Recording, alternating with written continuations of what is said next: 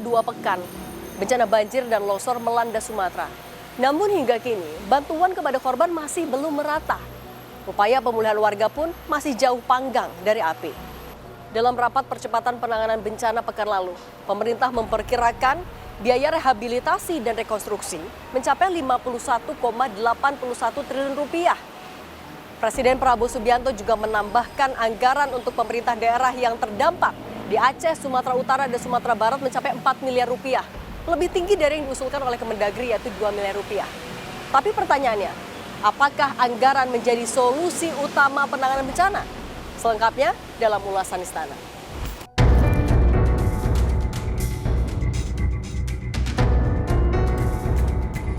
Lebih dari 2 pekan pasca bencana banjir dan tanah longsor menghantam Sumatera, para korban masih harus menghadapi kenyataan pahit karena penyaluran bantuan belum merata.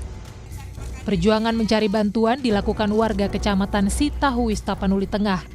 Tanpa alas kaki, mereka berbondong-bondong berjalan kaki menempuh perjalanan berat selama berjam-jam ke Tapanuli Utara. Hal itu rela dilakukan demi menjemput bantuan karena daerah mereka masih terisolasi. Sampai kutinggalkan anak bayiku kembar. Aku sekarang butuh kali susu. Bencana yang melumpuhkan akses juga membuat evakuasi korban bencana yang sakit jadi penuh tantangan. Medan yang terjal dan licin dilalui prajurit TNI demi menyelamatkan bayi dan warga yang terluka. Lambat dan belum meratanya bantuan membuat Gubernur Aceh meminta supaya bantuan kepada para korban bencana dipercepat. Gubernur Aceh Muzakir Manaf bahkan menyebut khawatir jika nantinya ada pengungsi yang meninggal akibat kelaparan. Kita tahu mereka cukup banyak ya membutuhkan sembako semuanya dan belum terjamah. Di mana yang paling urgent ialah Teming, ya Kabupaten Tebing, Kabupaten Aceh Timur dan Kabupaten Aceh Utara. Ya, membimbangkan. Ada mati bukan mati banjir, mati kelaparan. Dampak bencana banjir dan tanah longsor yang menghantam Sumatera begitu masif. Perkampungan di Dusun Bidari dan Sarah Raja Aceh Utara Aceh hilang diterjang banjir bandang. Ratusan warga kini kehilangan tempat tinggal. Situasi yang sama juga terlihat di Desa Kuning Gayo Luwes. Puluhan rumah warga porak-poranda, pilu para korban, berharap Presiden Prabowo bisa mengembalikan rumah mereka yang tak lagi bisa mereka tempati akibat diterjang banjir dan tanah longsor. Mohon bantuan para penolong. Rumah kami nggak ada kan. Kalau memang nggak ada bantuan memang nggak bisa terbangun lagi ya rumah. Nggak bisa. Makan pun kadang nggak bisa, apalagi rumah, Pak. Banjir dan longsor turut meluluh lantakan sejumlah fasilitas kesehatan di 3 provinsi di Sumatera. Kementerian Kesehatan mencatat ada 31 rumah sakit dan 156 puskesmas terdampak bencana banjir dan longsor. 13 rumah sakit dan 122 puskesmas rusak di Aceh, 18 rumah sakit dan 22 puskesmas terdampak di Sumatera Utara, serta 9 puskesmas terdampak di Sumatera Barat. Sejumlah sekolah di lokasi bencana juga porak-poranda. Salah satunya SD Negeri di Sibolga, Sumatera Utara. Ruang belajar dipenuhi lumpur serta meja kursi yang rusak. Sulitnya akses menuju sekolah tak menurunkan niat siswa-siswi di Garoga Batang Toru, Tapanuli Selatan, Sumatera Utara. Jalan yang berlumpur serta tak adanya transportasi menggerakkan personel BRIMOB yang bertugas jaga di pengungsian untuk mengantar para siswa sampai ke sekolah. Di sisi lain, pasokan listrik di lokasi bencana hingga saat ini masih juga belum normal. Di Banda Aceh dan Aceh Besar, pemadaman listrik bergilir terjadi 3 malam berturut-turut. Dalam kunjungannya ke Aceh Tamiang pada Jumat siang, Presiden Prabowo Subianto meminta maaf kepada para pengungsi dan meminta para korban untuk bersabar. Prabowo memastikan pemerintah tengah berusaha mengatasi masalah di lapangan dengan maksimal. Saya minta maaf kalau masih ada yang belum. Kita sedang bekerja keras. Mungkin listrik yang belum ya. Sudah mulai? Oh, oke. Iya. Ya, kita berusaha, kita tahu di lapangan sangat sulit ya. Keadaannya sulit, jadi kita atasi bersama. Presiden Prabowo Subianto meninjau posko pengungsian di Desa Gunung Takengong, Aceh Tengah pada Jumat siang. Salah satu perwakilan warga menuntut agar pemerintah percepat bantuan logistik dan hunian sementara. Mendengar aduan itu, Prabowo memastikan pemerintah akan membantu para pengungsi. Ada nanti hunian sementara, kemudian hunian tetap yang kita sudah siapkan, sudah kita rencanakan, sudah kita alokasi anggarannya, ya, tapi butuh waktu. Upaya pemerintah pulihkan bencana juga diwujudkan lewat gelontoran dana. Pemerintah memperkirakan pemulihan bencana di Aceh, Sumatera Utara, dan Sumatera Barat menelan biaya hingga 51,82 triliun rupiah. Dari estimasi ini, BNPB mengungkap Aceh menjadi provinsi yang memerlukan dana paling besar, yakni 25,41 triliun rupiah, lantaran lebih dari 30.000 rumah di Aceh hancur akibat diterjang banjir dan longsor. Sementara biaya pemulihan di Sumatera memerlukan 12,88 triliun rupiah dan Sumatera Barat memerlukan biaya 13,52 triliun rupiah. Dana ini digunakan salah satunya untuk pembangunan hunian sementara bagi para korban bencana. Menteri Keuangan Purbaya Yudi Sadewa memastikan anggaran pemulihan bencana sesuai usulan Presiden dan BNPB sudah siap. Oh, pokoknya mereka minta kita kasih. Sudah ada sudah kita siapkan dananya, tapi itu aja di Pak Presiden sama Pak BNPB ya.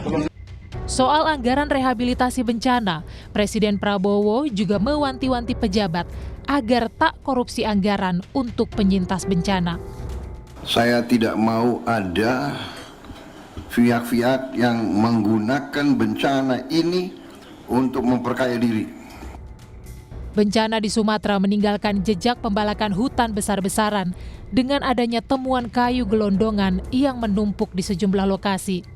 Masjid milik pondok pesantren terbesar di Aceh Tamiang, yakni Pondok Pesantren Darul Mukhlisin di Desa Tanjung Karang, Kecamatan Karangbaru, tak luput dari kepungan tumpukan kayu gelondongan yang terbawa arus banjir dan longsor.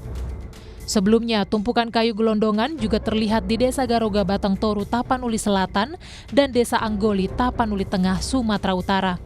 Di antara tumpukan kayu tersebut, terhimpit bangkai seekor gajah di Dusun Pantai Delima Menasahlok, Kecamatan Merdu, Pidijaya, Aceh. Temuan tumpukan kayu gelondongan masih menimbulkan pertanyaan, dari mana asal-usul kayu tersebut? Untuk menyelidiki temuan itu, Bareskrim Polri telah mengambil 27 sampel kayu dan menaikkan kasus ke tahap penyidikan. Polisi tengah menelusuri kemungkinan adanya tindak pidana di balik bencana ini, termasuk dugaan kelalaian hingga keterlibatan korporasi. Di dalam proses penyidikan itu kami akan melakukan penyitaan, pemeriksaan saksi, kemudian ahli, membawa barang bukti itu ke lab, kemudian mencocokkan ke 110 bukaan tadi. 110 bukaan itu ada perorangan, kemudian ada korporasi.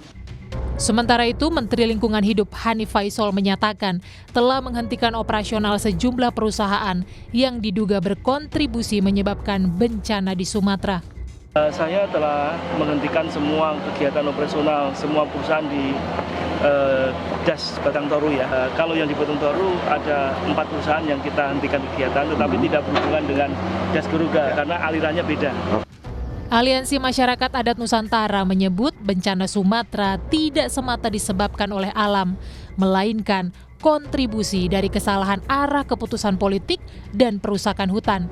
Sekjen Aliansi Masyarakat Adat Nusantara, Ruka Sombolegi bilang, negara wajib bertanggung jawab atas bencana di Sumatera.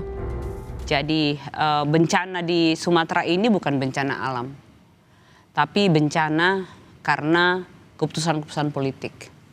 Pemberian izin, kemudian perampasan hak-hak masyarakat adat, ini bukan hanya soal negara hadir, tapi memang harus bertanggung jawab. Negara ini berutang kepada orang Aceh, orang Sumatera Utara, orang Sumatera Barat. Dari eksploitasi kekayaan alam dari sana yang sudah dikeruk selama ini. Yang kemudian rakyat yang tidak berdosa yang menjadi korban kali ini. Sementara itu, Amnesty International Indonesia menilai warga bisa menggugat negara atas perbuatan melawan hukum dalam peristiwa bencana di Sumatera. sebagai aman, mewakili masyarakat adat dapat melakukan gugatan kepada pemerintah karena perbuatan melawan hukum. Nah, tinggal bagaimana prioritas utama penanganan bencana ini atau bencana ekologis ini, atau katakanlah kalau mau lebih keras lagi, sebenarnya ini kejahatan ekosida, kejahatan yang bukan hanya menimbulkan penderitaan pada manusia, tapi juga kerusakan pada alam dan juga punahnya satwa seperti harimau dan orang hutan. Jurnalisme Data Harian Kompas mengungkap, selama tahun 1990 hingga tahun 2024, hilangnya hutan di Aceh, Sumatera Utara, dan Sumatera Barat rata-rata mencapai 36.305 hektar per tahun, atau sekitar 99,46 hektar hilang per hari. Hal ini turut berkontribusi pada peningkatan resiko banjir. Keseriusan pemerintah menindak pembalak hutan yang menimbulkan dampak bencana Sumatera ditunggu publik. Tak hanya itu, komitmen mengembalikan hutan Sumatera juga menjadi tanggung jawab negara. Pemulihan bencana tengah diupayakan oleh negara, yang percepatan penanganannya dipimpin langsung oleh Presiden Prabowo Subianto. Namun, publik terlanjur meradang. Eksploitasi alam dan kesalahan arah kebijakan diduga menjadi pemicu bencana ekologis di Sumatera. Di sisi lain, polisi tengah menyidik dugaan temuan kayu gelondongan pasca banjir dan longsor di Sumatera dengan memeriksa sejumlah saksi dan alat bukti. Namun, apakah ini bisa menjadi penawar duka akibat bencana? Negara yang harus menjawabnya. Tim Liputan, Kompas TV, Jakarta. Banjir yang merendam